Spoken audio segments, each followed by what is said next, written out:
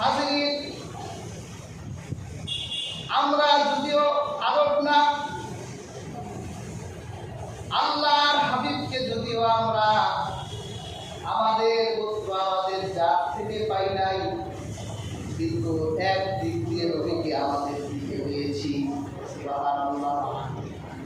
সেই সূক্ষ্ম চিন্তা আমরা করি নাই, সেই সূক্ষ্ম চিন্তা করেছেন কবি কাজী নজরুল। কাজী নজরুল তার অনাগত কাব্যের মূলভাষ্য কবিতায় লিখেছে, ধন্য আরব, ধন্য এশিয়া প্রদেশ, তোমাতে এসেছে প্রথম নবী গো, তোমাতে এসেছে নবী। কাজী নজরুল বুঝাতে চেয়েছেন, আমি কাজী নজরুল হয়তো বাঙালি, আমার রাসূল তো তিনি আরবের মানুষ, তিনি আরবি। ও আরব, তুমি ধন্য, তোমার বুকে রহমতের নবী এসেছে।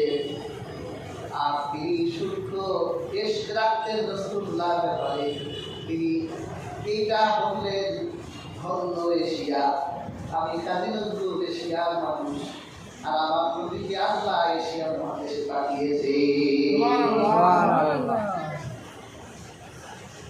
তাহলে আমরা এশিয়ার মানুষ হিসেবে আমরা এশিয়ার দিক থেকে আমাদের নবী এশিয়া, যদিও আল্লাহ তার সকল কায়নাতে, যে যত কায়নাতে আমার আল্লাহ রব, তার নবী তত্ত্ব কায়নাতে রব।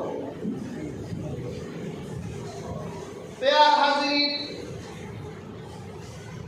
আল্লাহ রাব্বুল আলামিন আরবদের থেকে পাঠালেন তার হাবিবকে, পৃথিবীর কেন্দ্রে পাঠালেন, রাজধানীতে পাঠালেন, কারণ রাজধানী থেকে সব জায়গায় নেতৃত্ব দেওয়া যায়।